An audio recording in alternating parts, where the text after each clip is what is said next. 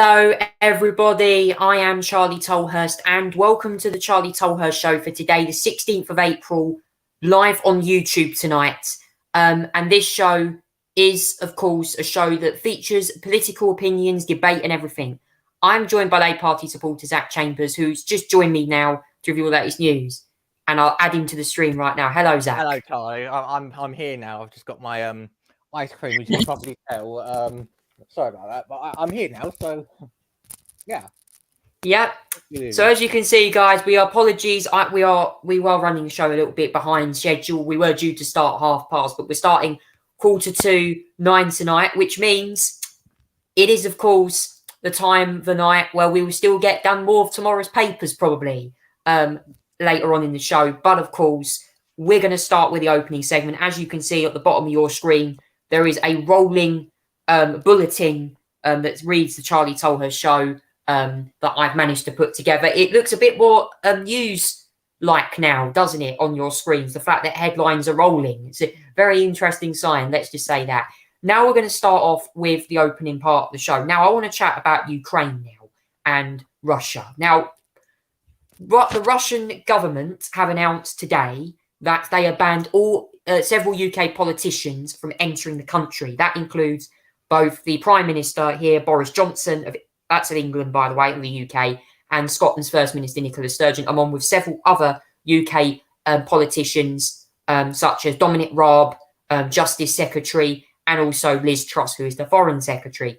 This is in retaliation to what the Kremlin calls hostile action that the UK government have taken towards the war in Ukraine. Can I just say that is utter madness, and I do not understand why the Russians would do such stupid things. However, though, in Ukraine, the war continues, and unfortunately, I do fear more things will happen in Kiev in the next 24 hours. The last 24 hours for the city was very tough for residents. And of course, they were under heavy bombardment last night from Russian shelling and a missile attack, which we'll get onto in a minute. I have to say, the Russians still continue their egregious assault on the nation, and President Putin doesn't want to back down out of peace talks, calling them at a dead end. Zach, what do you make to the latest news from the Ukraine invasion, and also about what they've done to the UK politicians? I think the UK politicians will take it as a badge of honour, Charlie, quite frankly.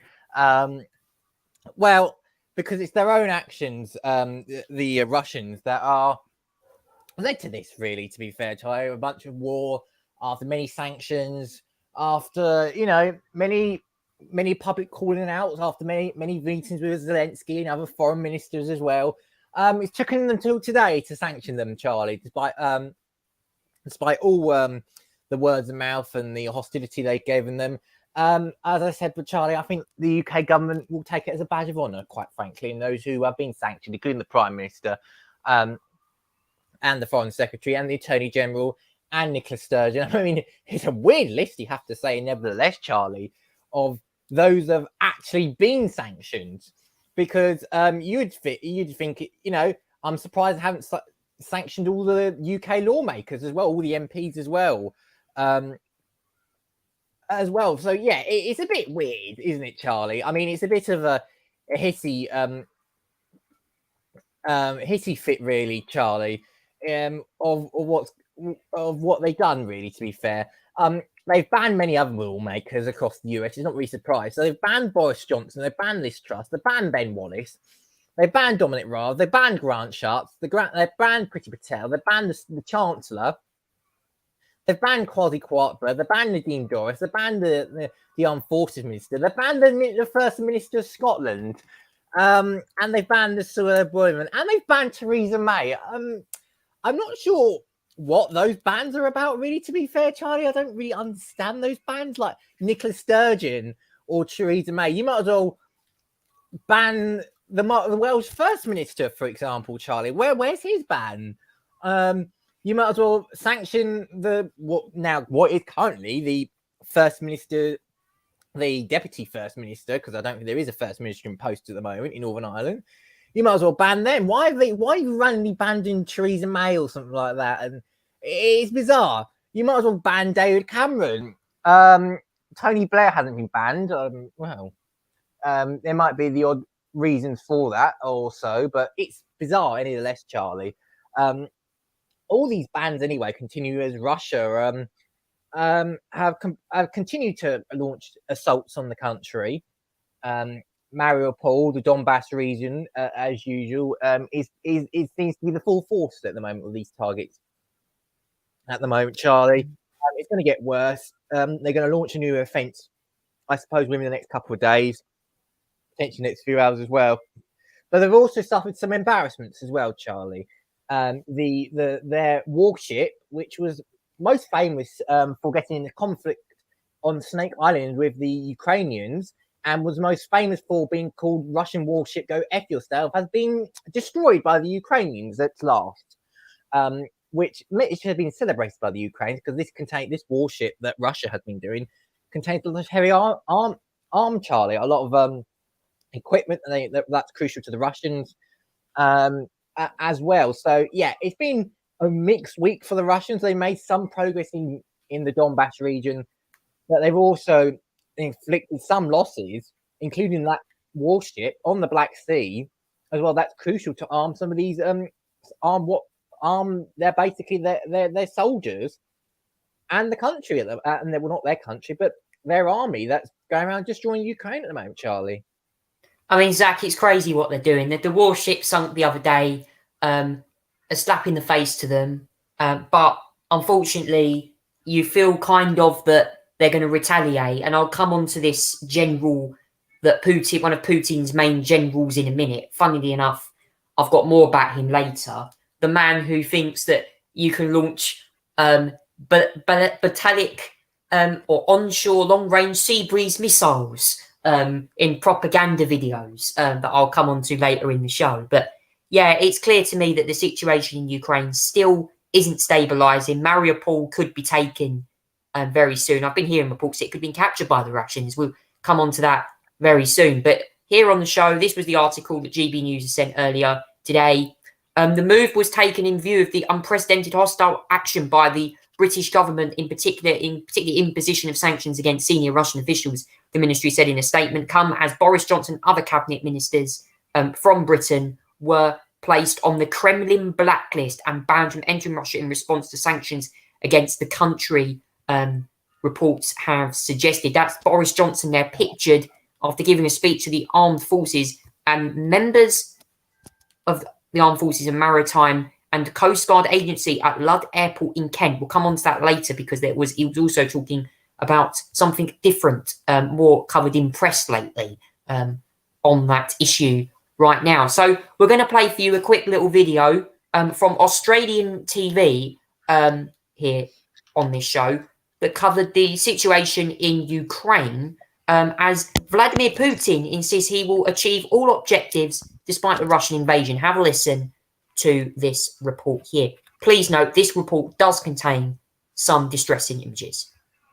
Russian President Vladimir Putin claims the West's economic strikes against Moscow have failed and he will achieve all of his objectives in the invasion of Ukraine.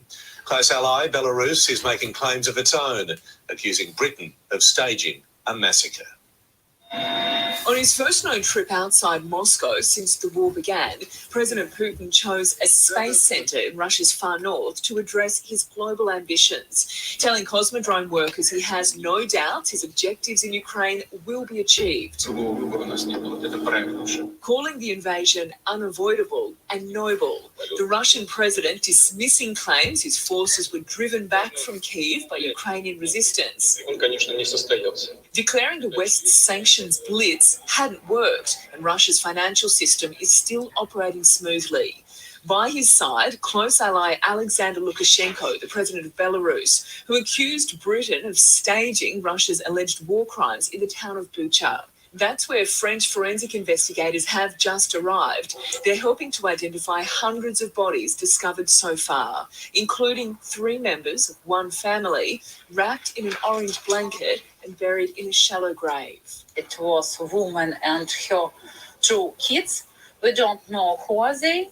We will identify them. Today, President Zelensky proposed a deal with Putin to trade a local pro-Russian politician, Viktor Medvedchuk, for captured prisoners of war. Exchange your guide for our boys and girls, he said.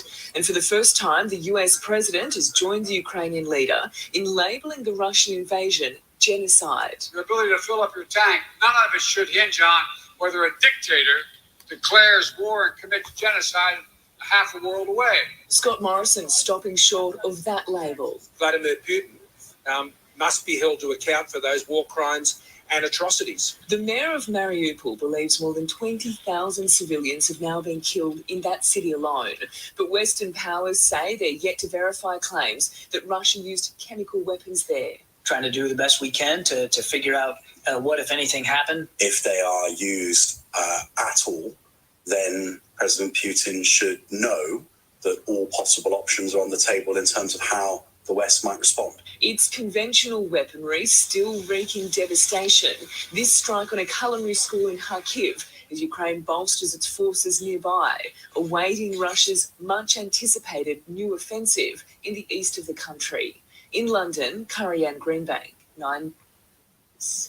Thank you there to that report there. That was from the Australian channel there, 9 News TV, which was reporting on Vladimir Putin giving a speech with his close stablemate Alexander Lukashenko, President of Belarus. Zach, what do you make of those two's relationship? Do you think those two seem to form a close partnership for the Axis?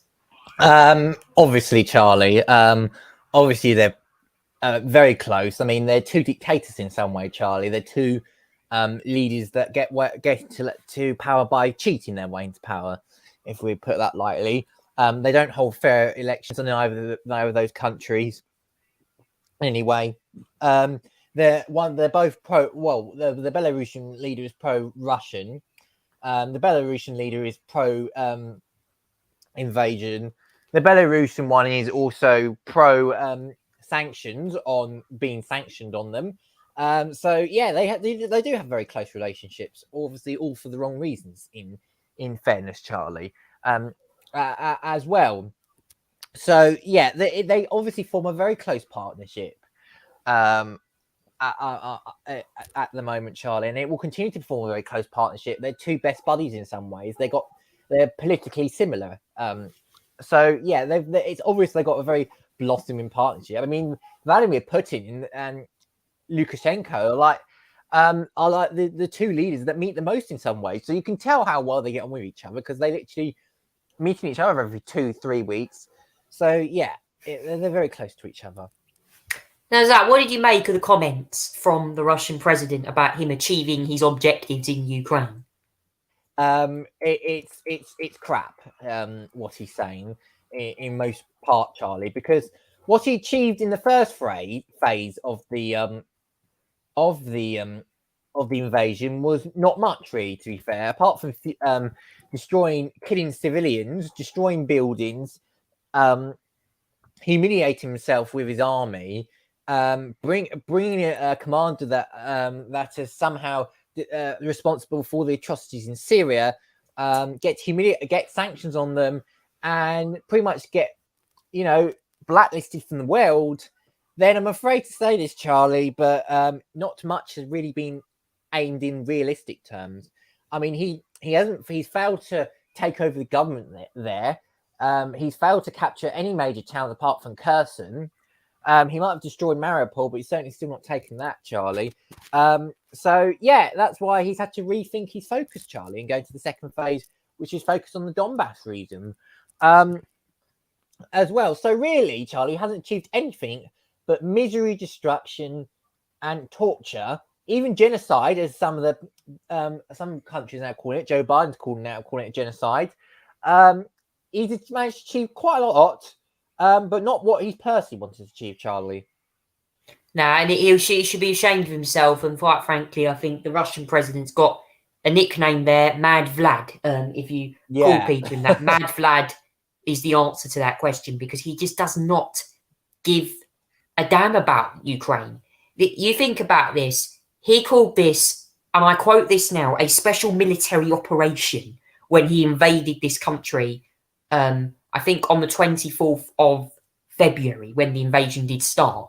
We're nearly 2 months into this, 60 days, and they've got nowhere. I cannot believe what they are doing. The destruction they're causing is immense.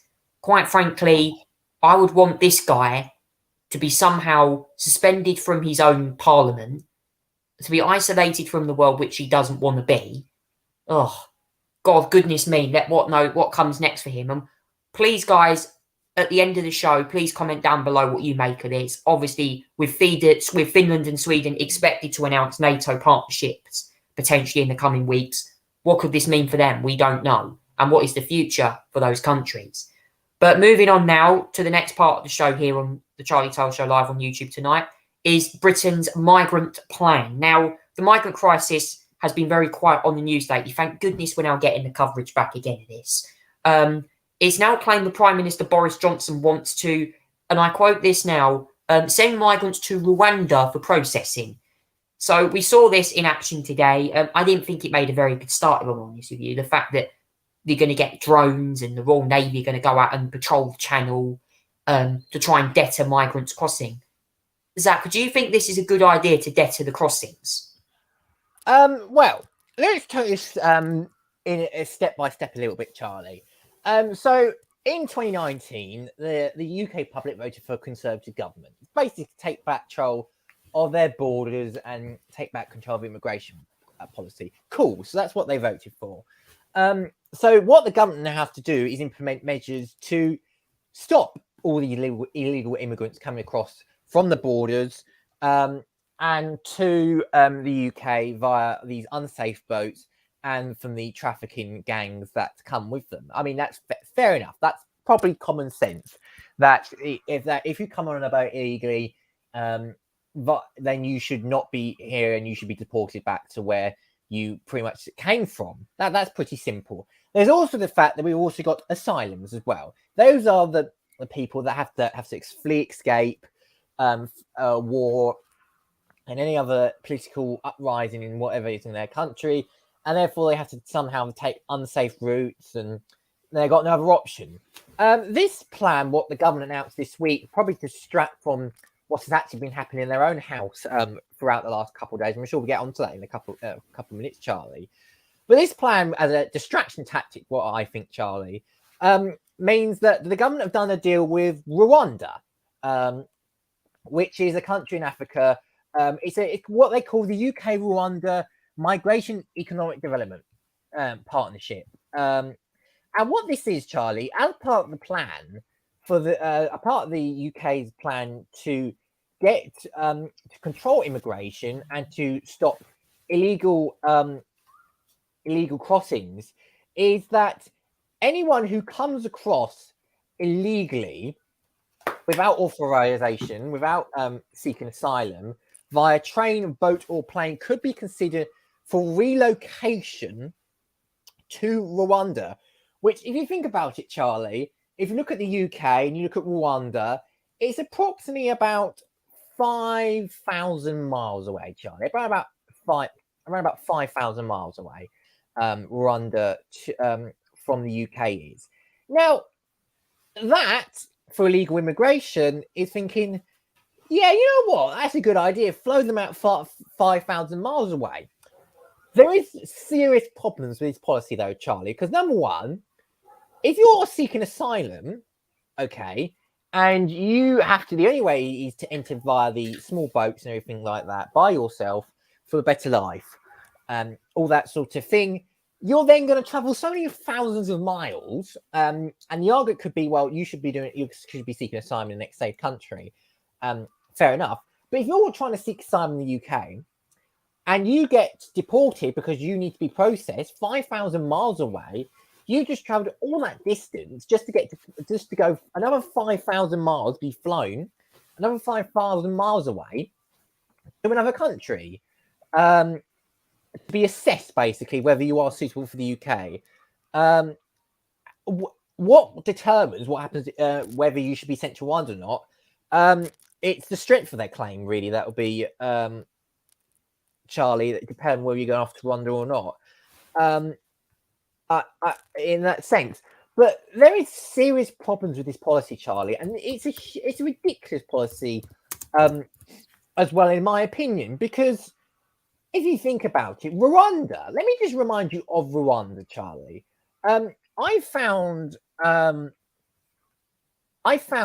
document somewhere about Rwanda's country, right? Okay, as Rwanda's a country and their history, and what they've done in the past, as well. And this is what the US State Department has said, Charlie, about Rwanda.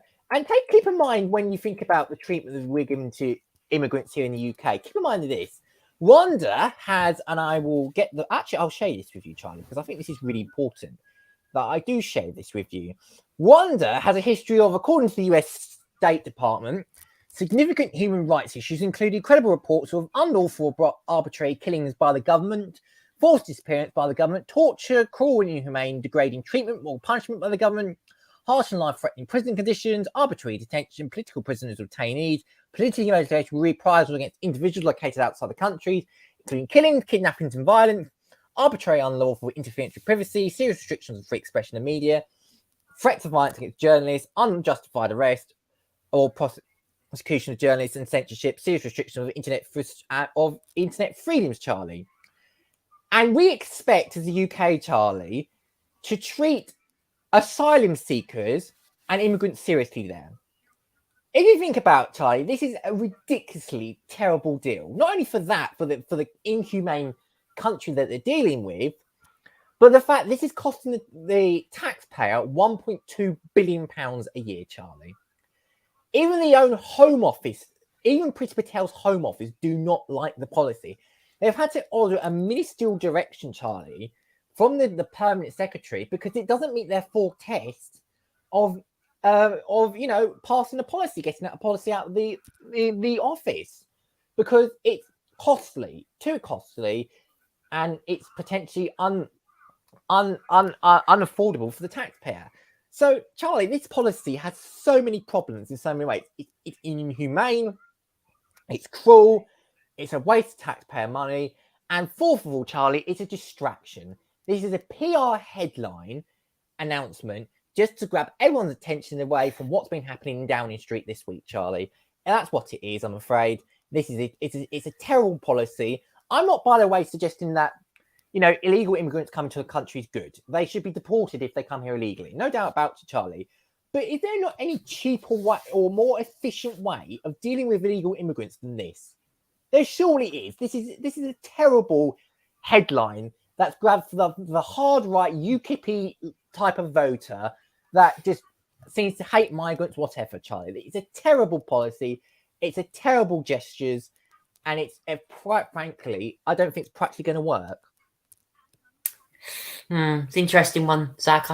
I mean, this show's open to free speech. I mean, I feel like the government need to get a grip with this very quickly. Otherwise, we're looking at, the numbers crossing last year, over 30,000 crossed. And then again, the U-boats were coming in, the little dinghies were coming in, border force were intercepting them. I like the idea that we're getting the migrants processed, and I think Priti Patel has finally got on the issue. It's a bit too late in my view. I think we should have done this a lot earlier. But yeah, for me personally, I think this move has to be done by the government, and it has to be efficient enough to get the migrants across. I mean, look, please comment, guys, down below what you make of the current situation in the channel, because the numbers have been slightly down today compared to yesterday. We need to start managing the crossings better, because people will die if they make the crossing illegally. Last year, you saw people sink in the dinghies. So we've got to stop that. And that's one thing we've got to stop. So that's the latest news on the migrant crossings. I'm going to move on now and talk quickly about the French presidential election now. In France, we saw Emmanuel Macron today do a rally ahead of his fight for re-election, should I say, seeking re-election for another 5 years. And Marine Le Pen, the far-right candidate, also being out. But there was protest today, Zach, about that candidate in France. Yes, Charlie. Campaign is continuing for the French presidential election, which is being held next Sunday, Charlie, would you believe it or not? It's now just 8 days to go until polling day, Charlie.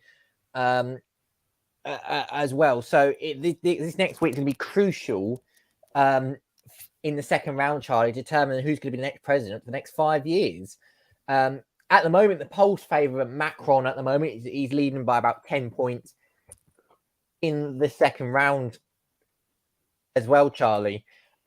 So yeah, that's important to note as well. They have obviously been doing battles. They have been going out in rallies as well, Charlie. They have also fronts been braced for protests. Charlie, there's been right groups calling for a united front against the far right candidate Marine Le Pen. Even those on the right don't like Marine Le Pen as well. They look like they're more leaning towards Macron at the moment, Charlie. As well, there's been potentially going to be 30 protests in about 30 cities, Charlie, as well, coming up as well, Charlie. I suspect they'll probably be from like the far right as well, Charlie, potentially these folks as well. But at the moment, Charlie, it looks like it's going to be Macron that gets, if the polls are correct, a second term in office, another 5 years in office. In my opinion, that would be for the better, personally, in my opinion. Yes, there'll be some things that he's probably done wrong. He's not a perfect person, Charlie, but quite frankly, he's the better of the two, in my opinion. And I hope it remains the case that Emmanuel Macron gets another 5 years, because stability in Europe is needed. I know if not, you're left with a pro-Russia candidate, Marine Le Pen, really, Charlie, who probably could be sucking up to Russia half the time, potentially. And obviously her fascist ideas and overall policies are just, it's well noted, Charlie, with Marine Le Pen. So, yeah, for me, it's hopefully Macron win next Sunday. Who knows? A lot can change within the next 7 days, Charlie. And, yeah, so a lot to happen still. Yeah, and as well as that, we'll keep you updated with the French presidential. It's very important. I'm going to just check the news now, because it's very important, this election. You're fighting for, well, obviously, in general, the seat for the French president here. I've got some polling out, actually, now, whilst we're here. This was the vote count for the candidates in question. These are the candidates that basically got selected. Emmanuel Macron got 27.8% of the vote. Marine Le Pen got 23.1% of the vote. The person who just missed out, I think, was Jean-Luc Mélenchon from the LFI party. 22% of the vote there as well. So these are all the candidates that are going up for it. Obviously, the candidates down there have all been eliminated. So it's now between Macron and Le Pen. But it looks like, according to the polling, and if true, the likely winner will be Emmanuel Macron. But all can change, as Zach said, as well. The second round of voting takes place 24th of April next weekend, as always. So, yes, very interesting news on the French presidential election. Moving on now to the next part of the show, which is, of course, going to be a look at the sports news. And we're going to start with football this week, because Burnley have announced a shock departure of their manager, Sean Dyche, who was sacked by the club after about 10 years in charge of that club. Burnley have slipped into dismay right now, if you're watching in the league. But for Zach, for Tottenham, not any good. Oh, no. Let's start with the news of Burnley sacking, Charlie, of Sean Dyche. He's been the manager there for 9 years. Has pretty much kept Burnley up from relegations in most years that he's been in charge. I mean, when it comes to the crunch, he's been there and he needed it and pretty much kept the team up. This sacking was pretty shocking, to be fair, Charlie. I don't think it was warranted. I think he's on a slim bit of resources, he is. And he hasn't been able to do much with the resources he's had. So I think yesterday's sacking, Charlie, was pretty gross, really, to be fair. I don't think it was warranted. I think he's been on a shoehorn budget. I think he's had little support from the owners. And he's tried everything he can, really, to keep that team up, even though his style of play hasn't been really good this season as well. So, yeah, I think it's been disappointing, nevertheless, Charlie, that he's been sacked. I can't see them surviving now, the fact they've sacked Sean Dyche. I think they're going to go down, I'm afraid. Talk about today's result, Charlie. Wow. I watched the Tottenham and Brighton match today on BT today, and whoa. Tottenham were out of it, seems of it. But Brighton picking up an 88th minute winner tells you that nobody seems to want fourth place at the moment, Charlie, because Arsenal also lost today, 1-0 against Southampton. It's been a sticky fight for the top four, Charlie. And it appears that nobody wants that spot at the moment. It's Tottenham so far. United won today as well. They may be aging close, a little bit close to that top four, because they won 3-2 against Norwich, although it was helped by Cristiano Ronaldo's hat-trick. I wonder if they didn't have Ronaldo in their team, whether they would have even been even won that match today, because without Cristiano Ronaldo. Another significant result as well, Brentford 2-1 victory over Watford. Watford look like they're going down as well, I'm afraid, Charlie, as well. And in the FA Cup match today between Man City and Liverpool, it was a 3-2 victory for Liverpool after going up 3-0 in the first half, Charlie. So a significant result there. Liverpool are the first team confirmed into the FA Cup final, which is taking place next month or early in June, I think. So tomorrow, Crystal Palace and Chelsea are taking are against each other for the second place in that final tomorrow as well, Charlie. But tomorrow's fixtures is Newcastle against Leicester and West Ham Burnley in the Premier League as well. And there's also action midweek as well. Liverpool v Manchester United, a massive game for the top four as well on Tuesday. A London derby between Chelsea and Arsenal, another big top four match on the Wednesday as well. There's also Man City, Brighton, Newcastle, I think is that the Palace, I believe, as well, yes, and Burnley Southampton on the Thursday as well. So yeah, big matches coming up ahead, Charlie, for the likes of Liverpool, Man United, Chelsea, and Arsenal, and Manchester City as well. And it's certainly going to be a big week ahead to determine what the championship looks like coming into next weekend.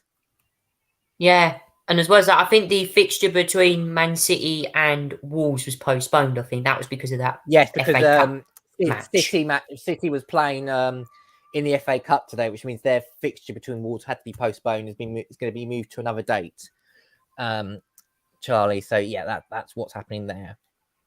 Yeah, well, of course, that's all I can say on the football. So yeah, more action tomorrow and midweek. Man United being Liverpool being the headliner there next week. So keep you updated on that. Moving on now to motorsports. Getting into my element now. Motor racing is racing this weekend. Very quiet on the front, but we've got a little bit of news to talk about. I'm going to start with the first bit of news from NASCAR now, which is going to be the Food City Dirt Race taking place this weekend at Bristol Motor Speedway. It actually takes place early Monday morning. And Zach, what is the action like so far from Bristol? Yes, today I believe, Charlie, we've got the qualifiers, the heat races for the Truck Series event, which is taking place tonight. It's a little bit different, the format, because this is Bristol and because it's a dirt race. They're doing heat races, Charlie. So the grid will be determined by heat races as well, which is important to realise that whether you finish your heat race will determine where you start on the grid. So it will determine the outside and the inside rows of the grid. Charlie, one I think it is that certain heat races will determine the inside, and another heat race will determine the outside of the grid as well, Charlie. So very, very important there, Charlie, in terms of determining the grid for those races. But yes, they're on Bristol Dirt this weekend, Charlie. Heat races are, I believe, coming up at 4:30 today. Charlie, yeah. Today's the heat races as well. The NASCAR Cup Series heat races as well is also coming up at 11 p.m. UK time as well. And then tonight is the Pine Cheese Truck Race on dirt. As you know, it's dirt race today, Charlie. There's the practice result from the Cup qualifying, because it was Denny Hamlin in fastest in practice. And then tomorrow it's the Food City Dirt Race, where they're all going to be racing on dirt as well, sliding across the track. Dirt races are extremely fun, especially on a short circuit, Charlie. So yeah, that's how it's going to work this weekend. Lots of fun ahead, including tonight from about 9:30 UK time, the first of the heat races from the Camping World Truck Series, Charlie. Yes, and I believe the racing this weekend will be 250 laps. I think it is going to be half of what they do for the Bass Pro Shops night race, which is a 500 lap race. So because of the dirt, it slows the cars down. You get more drifting, so that's probably why it slows down. Denny Hamlin on top in practice at the moment from Kyle Busch in the Toyota Camry there. 2 Toyota Camrys looking like they're filling out the top 2 places on the grid at the moment. But Denny Hamlin has won this year. I think it was a Toyota Owners 400 he won. So looking good at the moment. But can he stabilise that performance come the race? Also, a lot of people are asking me questions about will NASCAR improve the racing from Martinsville last week? As many people said it's been a bit boring last week at Martinsville. Questions will be answered on that one. Now moving on to the IndyCar race that took place last week in Long Beach. And Zach, Joseph Newgarden 2 from 2. Yeah, absolutely. Joseph Newgarden 2 from 2 indeed, Charlie, in terms of the races as well. So yeah, who was it? Where was it? Who was it? The one that? Oh yeah, okay, maybe not. So yeah. Oh yeah, you were talking about NASCAR. Sorry, I got confused with IndyCar there with NASCAR. My apologies, Charlie. I got completely. It was IndyCar. We're on IndyCar now. Thank you. Yeah, guys. sorry, completely wrong. Yeah, you were talking about the Long Beach Grand Prix. Yeah, no, sorry, my bad. That took place last week, Charlie. As you know, Newgarden won the race, as I said, 2 from 2, Charlie. That one as well. He avoided the last lap chase from Romain Grosjean, who finished about 1.2 seconds behind Charlie. As I said, Grosjean got very lucky from some of the cautions and managed to just about catch up to Jason Newgarden, although did not have the overall pace, I'm afraid, Charlie, to completely catch him. And therefore, he finished in second, just missing out on a victory there, Charlie. It would have been a historic victory for Romain Grosjean if he did get that win, but wasn't nevertheless managed to be able to do it. Alex Palou 3rd, Will Power 4th, Patricia Ward 5th, Scott Dixon 6th, Graham Rahal 7th, Alex Rossi 8th, Helio Castroneves, Kyle Kirkwood. Impressive 10th, I have to say, Charlie. Very impressive job by him. Some drivers didn't make it to the end. Dalton Kellett and Devin DeFrancisco, Callum Ilott, Colton Herb, Marcus Ericsson, Jimmy Johnson and David Marcus all got involved in accidents. So did Simon Pageant managed to find his way 2 laps down. 3 laps down as well, Charlie, with Christian Lundgaard, Takuma Sato all getting lapped as well. And so did Takara Kaldrum as well, Charlie. But yeah, Newgarden was the victory there in a very close race, Charlie, between Romain Grosjean at the end there. Yeah, we'll go over the results quickly. Joseph Newgarden winning the race there first for him. Romain Grosjean, 2nd place for Andretti. 3rd going away of last season's champion Alex Palou. 3rd is Will Power. 4th is Patricia Ward. 6th is Scott Dixon. 7th is Graham Rahal. Alexander Rossi was 8th. Helio Castroneves 9th. And Kyle Kirkwood, best of the rookies, in 10th there as well. So that was the Acura Grand Prix of Long Beach. The next race for the IndyCars is going to be, I believe, and we're just going to get that up for you now, I think in Alabama. That will be where the next race will be held. And we've got the schedule up for you here now. The next one is the Honda Indy Grand Prix of Alabama. Yes, that will take place on the 1st of May. Yes, so keeping up with the schedule as always there. That is the Honda Indy Grand Prix of Alabama taking place on the 1st of May. That would be very interesting as well. Then we go to Indianapolis for the GMR Grand Prix, and then the 106th running of the Indianapolis 500 takes place 29th of May. Can Helio Castroneves claim victory and make record number of Indy 500 wins? I don't think any drivers won 4 or 5 times there, so it'd be very interesting to see how that gets on there. And a quick update on Formula One as well. I'm going to just quickly mention Formula One. Is the South African Grand Prix going to make a comeback in the sport? Well, there's been rumours circulating around that Kyalami could potentially host another Formula One race. This circuit, of course, hosted Formula One racing in the 1970s. It was then redesigned in the 1990s, hosting races then. But there have been strong rumours that Stefano Domenicali wants to add this race back to the calendar. Zach, what would you make if Formula One returned to South Africa?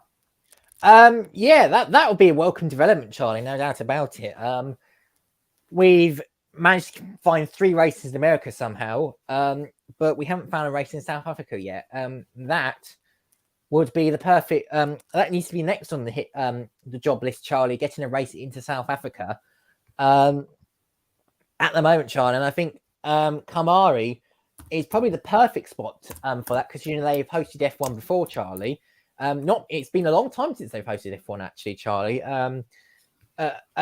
As well, it's been a very, very long time. I remember it was back in the 80s, the 90s. I think it was, Charlie. That they've hosted it actually as well. So it goes back quite a long way. In fact, their last race, I think, actually, Charlie, was in 1993.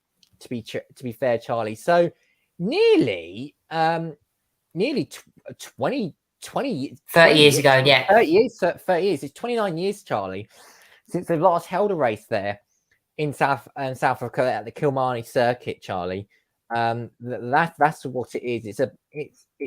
It's a 2.8 mile circuit at the moment, Charlie. It's not grade 1 at the moment, Charlie, because it's grade 2. So they need to upgrade a few areas of the circuit if they want to hold a race. But it would be good to see a race in South Africa on the calendar within the next 2 years or so, Charlie. I think it will probably happen because they're clearly interested to get raced there. Stefan Demarcali's indicated as well. So, yeah, there's 3 races in America as it is, Charlie. I think we need definitely a race in South Africa to improve in, just to race there at the moment because we haven't raced in a long time and it'd be welcome if they do go back to South Africa, Charlie. I am a little bit I'm a little bit skeptical of Kyle Army at the moment because I just feel it's not. When you look at the satellite image here of the circuit, you can see exactly like they have looked like they straightened out the run into turn 1. It was all curvy before, and you used to have to lift off a lot. Then you probably cannot sort of see their remnants of the old track there.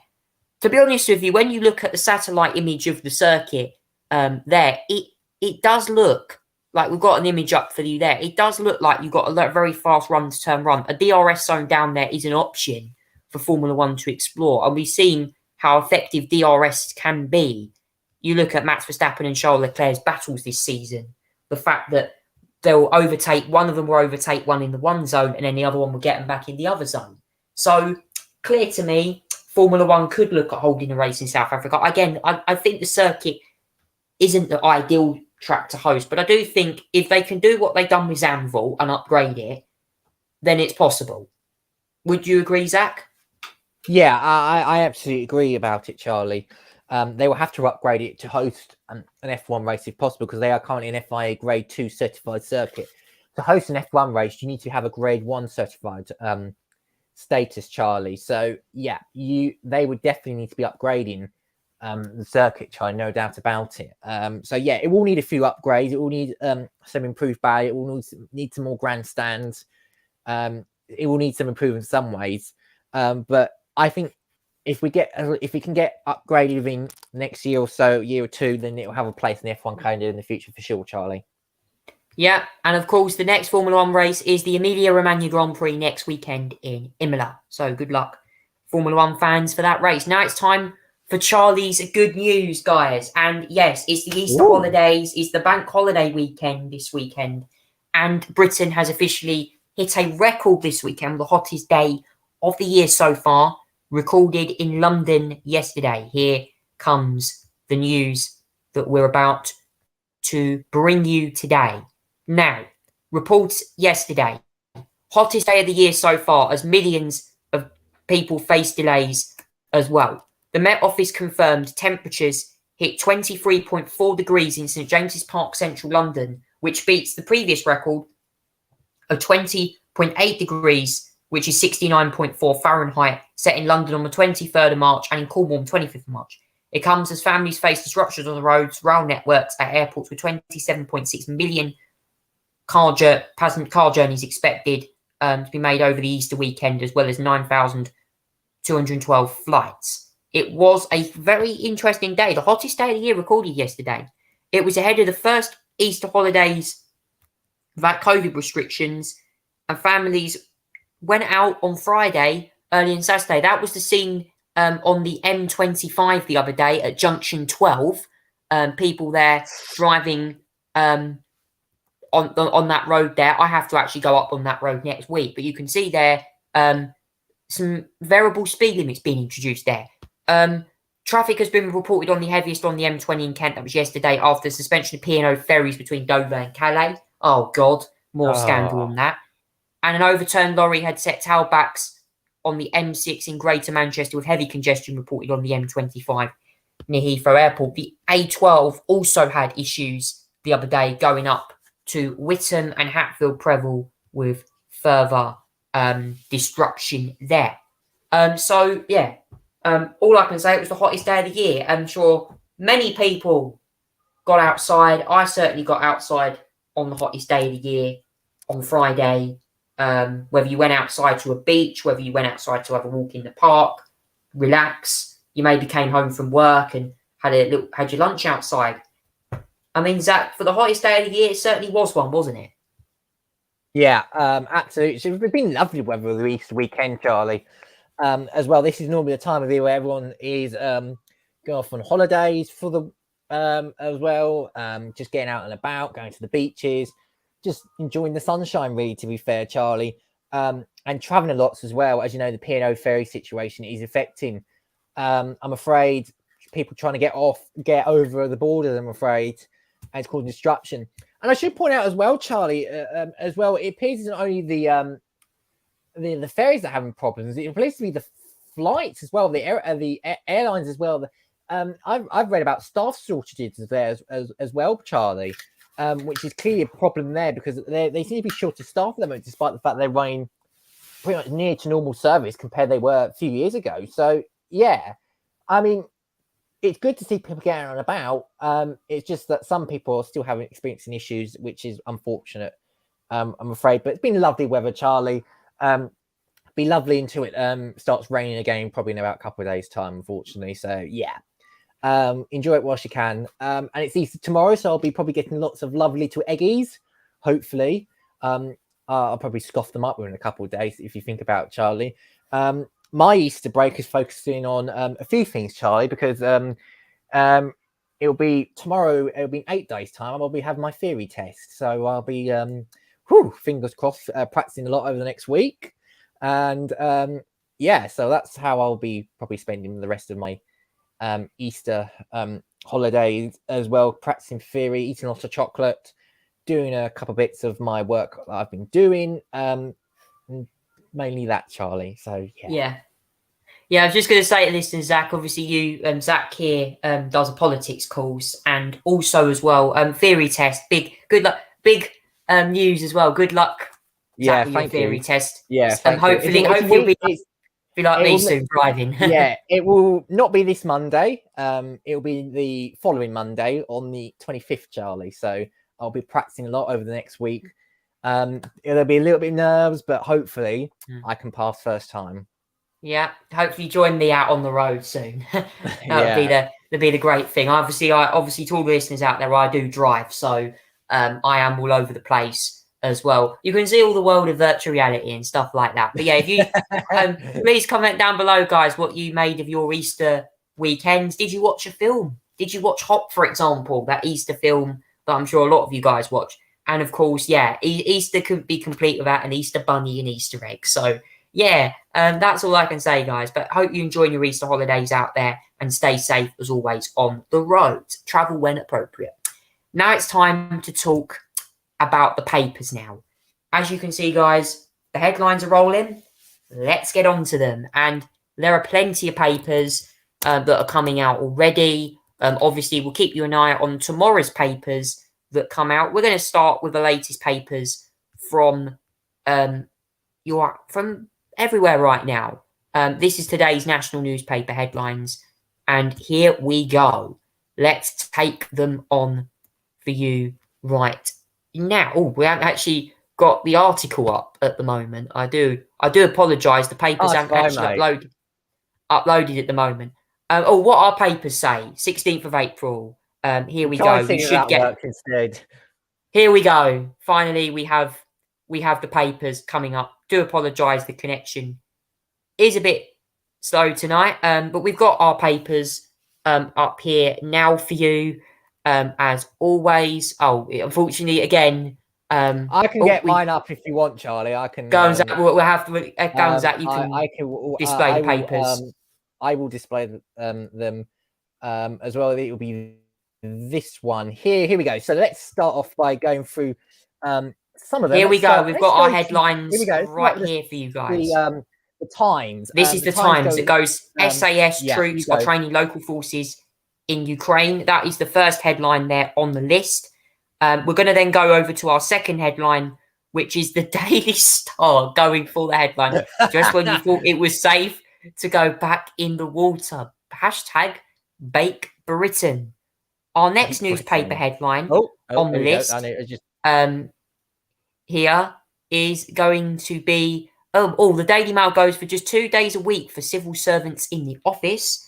And also the palace trying to bury the Meghan bullion probe as well. In The Guardian, Rwanda plan will fail. That's according to the United Nations on that one. We also have the Daily Telegraph going, interesting one here. Speed limiters set to be fitted in new cars. Very controversial one. Big debate on that one for sure. In Parliament, I think. The Eye Weekend goes, migrants will go to the UK despite Rwanda threat. That's coming from migrants who are attempting to cross the channel. The next headline is The Independent going for Britain's bask in a warm Easter weekend and cabinet ministers refuse to review tax status. That is The Independent. The Mirror goes, we'll bring the kids soon as well. And Harry and Meghan vow to the Queen. The Financial Times weekend goes for the Twitter takeover and Elon Musk, potentially, as he cocks up poison pill fourth to the £43 billion takeover of Twitter. Zach, what do you make to the headlines? They're quite something. I'm interested in that, the Elon Musk stuff, Charlie. It's interesting, isn't it? I'll start on that, actually. Elon Musk is an interesting character, isn't he, Charlie? Because he's the owner of Tesla. Obviously, that electric car brand, which, he's been very successful on. No doubt about it, Charlie. He's been very successful with Tesla, building some quite amazing cars that have been pretty much up to date and, ahead of the competition in terms of electric vehicles and the technology they've been using this, Charlie. Now, Elon Musk has sort of, gone into other avenues as well. He's been looking at this potential takeover of Twitter, basically. He wants to he was joined as a shareholder a couple of days ago, Charlie, to basically influence Twitter in some ways. Then he decided to leave. He decided to leave the Twitter board, Charlie, for whatever reason. That was announced a couple of days ago. Now he's trying to try this effort, Charlie, to take over 100% of Twitter. That would be quite something in turning to a private company for $43 billion. I mean, he's been serious about this. I think from what I heard, Charlie, he got advised by JP Morgan, who are, big advises companies and people to take over businesses when they need it, Charlie. I mean, so it's very serious. However, it appears Twitter has seen through this because they've announced yesterday, Charlie, that they would enact that only anyone who wants to take over Twitter can only have 15% of it.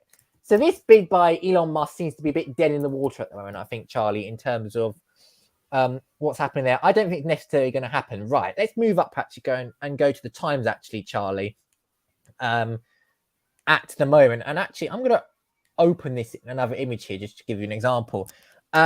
The SAS troops are training local forces in Ukraine. So this is basically, Charlie, our troops are once again resuming training, Charlie, to Ukrainian soldiers, because before the invasion began, Charlie, they trained the British trained soldiers to be basically battle ready in case anything like what's happening in Ukraine right now happens. And well, if you think about it, Charlie, they were absolutely right to train those soldiers, and they're back. Despite the fact of the threat of the country, they're back training them, which is brilliant news, to be fair, Charlie. It's fantastic news, no doubt about it. In terms of that, let's go on to the next one. This is a comical front page, Charlie. The Daily Star's one. Bake Britain. They are warning people that some of the seas in the UK are so cold that basically, if you dare go into the sea, you could get frozen. You'd freeze to death, basically. I can't imagine you wanting to go to a cold bit of water and freezing to death, quite frankly, Charlie. And then there'll be a lot of people that go to the beaches and want to have a little dip in the sea after being sunburned in it and getting tans and everything like that. But I can't imagine this scenario of wanting to kill you, to freeze yourself to death, Charlie. They've also gone with Comet big as London. I don't want to quite imagine that, Charlie, to be fair. BGT's woke. Well, I've watched the first episode. I haven't seen any wokeness, Charlie, yet. I'm a bit worried about that, if that's the case. So, yeah, that's a bit strange. Should ask Ant and Debt that question. The Daily Mail goes for their continuous tiration campaign against flexible working, Charlie. I call it what it is because they seem to be absolutely obsessed with work from home for whatever reason. Just 2 days a week in the office for civil servants. Mail investigation reveals thousands are allowed to work from home indefinitely. Well, Charlie, if people feel it's easy to work from home and it's just as efficient to work from home, why not? I get the fact that the Daily Mail is owned by a bunch of landlords who probably are not getting their profits as much. But, I mean, come on. Stop tirating hard-working people, for goodness sake. It's pathetic attack, Charlie, I think, this front page from the Daily Mail, or should I say the Daily Fail in that instance, Charlie, because they've been failing in a bunch of headlines throughout the week, I'm afraid. Charlie, the Guardian goes for the Rwanda plan, Charlie. They took comments from the United Nations that the United Nations think that the UK Rwanda plan is unworkable, Charlie. Charlie, and it would be a symbolic gesture, Charlie. They called it as well. It could also face legal battles in courts, Charlie. Something which the government seem to be wanting to be doing at the moment. They seem to be wanting to end all human rights at this point, but it doesn't appear they want to get this planning starting in May. Will that be done? Who knows? I don't know, Charlie, but it's not a good plan. I've discussed it before. It's not a good plan at all. The Daily Telegraph is an interesting one because if I go to the Daily Cast here, Charlie, they could install speed limiters in all cars under new government plans to fall in line with European Union ruling, Charlie. Interesting that we are not the European Union is taking back control, and this is the fact we got Brexit. It's an interesting headline, nevertheless, Charlie. What's going on here? Personally, Charlie, we can't drive over 70 mile an hour limits anyway, Charlie. So, I kind of don't see the point because even buying cars that go 200 miles an hour, you can barely go over 200 miles an hour anyway because the maximum speed limit is 70, Charlie. So, quite frankly, it won't make a hoof difference, Charlie. If you think about it, this is probably about emissions, environmental factors, well, probably paying in staff for this. But yeah, it's a weird one, but it's kind of like a gesture anyway, because the fact we can't, the legal speed limit is 70 miles an hour anyway, Charlie. And if you want to put a speed limiter on, you have to take it to the racetrack, I'm afraid, Charlie, or off-road in that instance. So it makes no difference to what's going on here. What does the I go for? Migrants will go to the UK despite we're under threat. That's probably true, Charlie, because you think about it. Many of the migrants, or asylum seekers or illegal immigrants that come over here, coming over here for economic purposes or to get a new life, Charlie, over here. They feel like this is the safest place to get a new life and the most welcoming. This Rwanda plan that to deport them 6,000, 5,000 miles away from the UK don't seem to be deterring them in any way at all, Charlie. Not a single way, Charlie. So it looks like we're still going to have thousands of people come across the borders every day if needed to be. I mean, the Home Office was suggesting, the Prime Minister was suggesting 1,000 people a day could come over to our borders and cross illegally. I mean, if this is not going to help anything, then God knows what happens, Charlie. It's not going to make a probably huge difference to them at all. The Independent goes for an interesting article, Charlie, at the bottom here. They've also gone with the nice weather, but they've also gone with the stat that they are focusing on the fact that most of the cabinet ministers are refusing to reveal some of their tax statuses, Charlie. This is from the news that obviously Rishi Sunak and Savage Javid previously had a non-dom tax status. It means he didn't pay tax on certain foreign investments. And Rishi Sunak's wife also did have a non-dom status as well, Charlie. There's been a lot of scrutiny over what taxes people pay, and whether, considering the fact we are in a cost of living crisis, Charlie, whether that's even fair or not, Charlie, to be avoiding tax on certain areas whilst our taxes have been increased. I think there's a certain element of that. The Mirrors goes for a more royal headline, Charlie. We'll bring the kids soon. They're going on the fact that Harry and Meghan has been in the UK for the first time, Charlie, visiting the Queen for the first time in years, Charlie. I think it's about a year or two. I think it is that they've seen the Queen. So next time they're going to see the Queen, they're obviously going to plan to do it again. They're going to bring the kids with them. So yes, Charlie. So the Harry and Meghan been visiting the Queen for the first time in quite a long time. Good if you're a Harry and Meghan fan. I'm sure there's already an uproar about it from the usual suspects about Harry and Meghan as well. And the FT weekend, obviously, I've done that anyway, to be fair. The FT weekend, Charlie, I've done that. That's the Elon Musk takeover. There's currently actually, there's several new papers that are coming out tomorrow, Charlie. Let's go through them whilst we're here, guys, and we'll do the papers. This was the first paper to release their front PM page, told Charlie. to reveal details. This is to reveal details that Sunak probes. This is the fact that Rishi Sunak is facing an investigation from the Minister for Interests, Charlie, for obviously whether he's declared all his taxes correctly or not. Lord Gykes, that is investigating that, Charlie.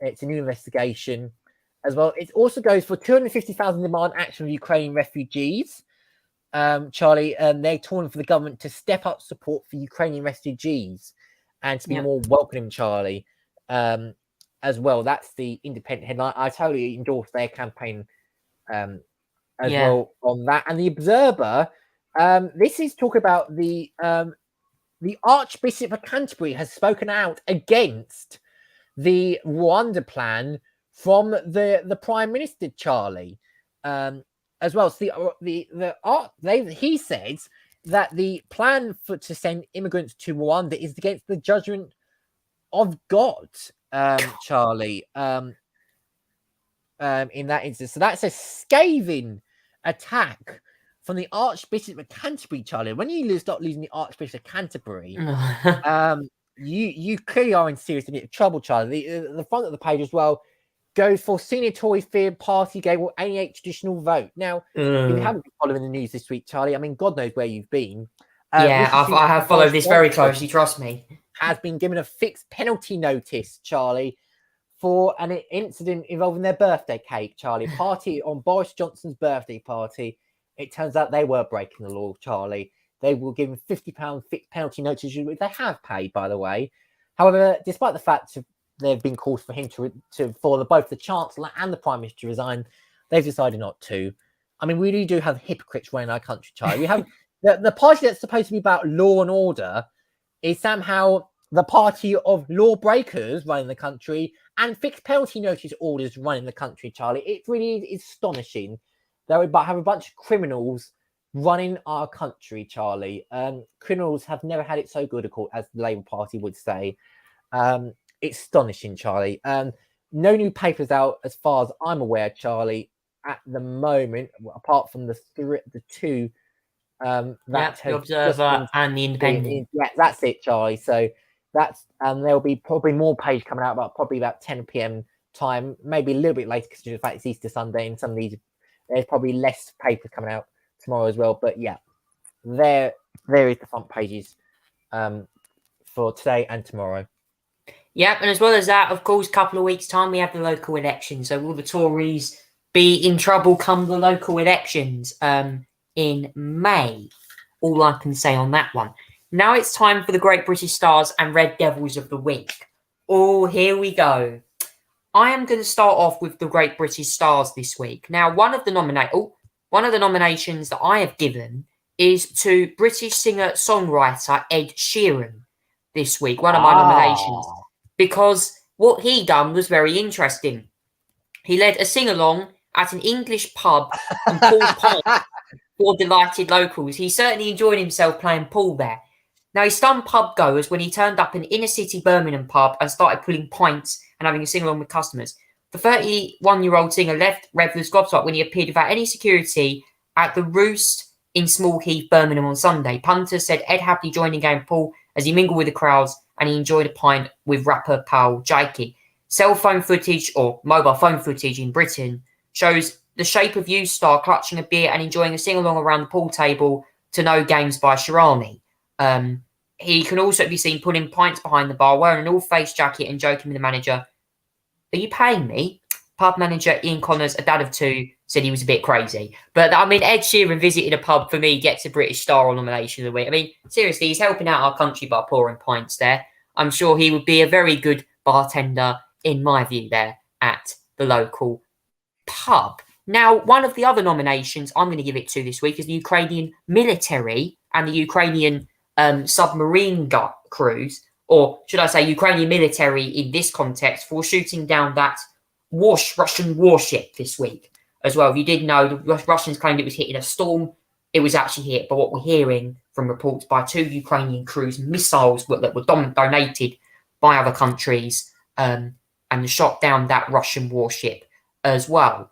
Now moving on to the Red Devils of the week. I have a few Red Devils actually. Number one is the Eco Mob, the Extinction Rebellion, sitting on top of a oil tank, apparently sitting on top of a van in London. Now we're moving on to the Russians. I've got a few nominations this week for Russia. Number one goes to this person here, who is one of Russia's defense ministers. You all know the guy Igor Krenashevo or someone, a guy who claimed this quote in a following ITV News report. Have a listen to this. In Ukraine's capital, the quiet of the curfew was disrupted early this morning. The sirens sounded to warn of more incoming fire. The Kremlin claims to have hit Kyiv overnight, retaliation for attacks on Russian soil. Tonight, sea-based high-precision long-range Kalibr missiles hit a military facility in the outskirts of Kyiv. As a result of the attack on the Zhuliany machine-building plant Vizar, the workshops for the production and repair of long-range and medium-range anti-aircraft missile systems, as well as anti-ship missiles, were destroyed. Now, this man here is a man who, I have to say, when you watch that video back, just you think of him as Mr. Mad Guy running a propaganda mission in Ukraine. This is pro-propaganda in its own right. It's taking it all utter max there when you launch sea-based Kalibr missiles. I don't know. So Igor Kreshnev gets my nomination this week. And also another nomination goes to US President Joe Biden for shaking hands with the air as well. So there are quite a few nominations I have. Zach, what do you make of my nominations for the Great British Start and Red Devils this week?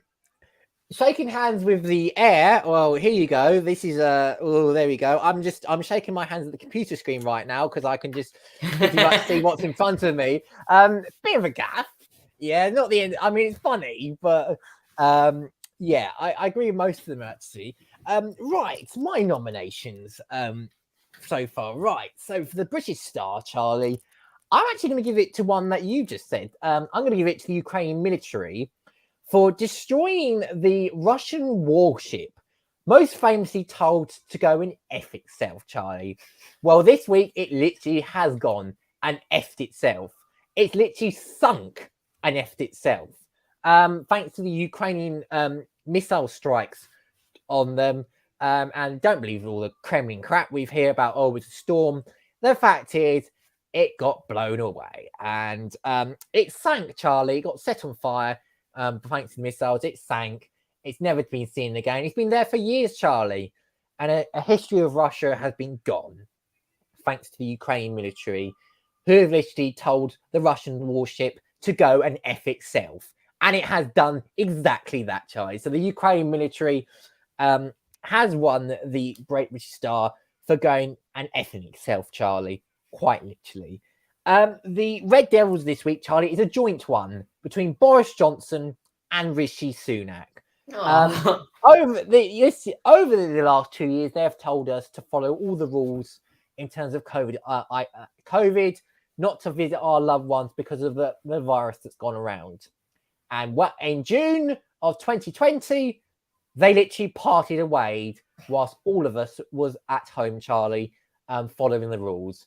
A birthday bash that resulted in fixed penalty notices of £50 for both the Chancellor and the British Prime Minister. It's a long journey, Charlie, when you go from all rules were followed to actually getting criminally punished by the Metropolitan Police for actually holding an illegal party, Charlie.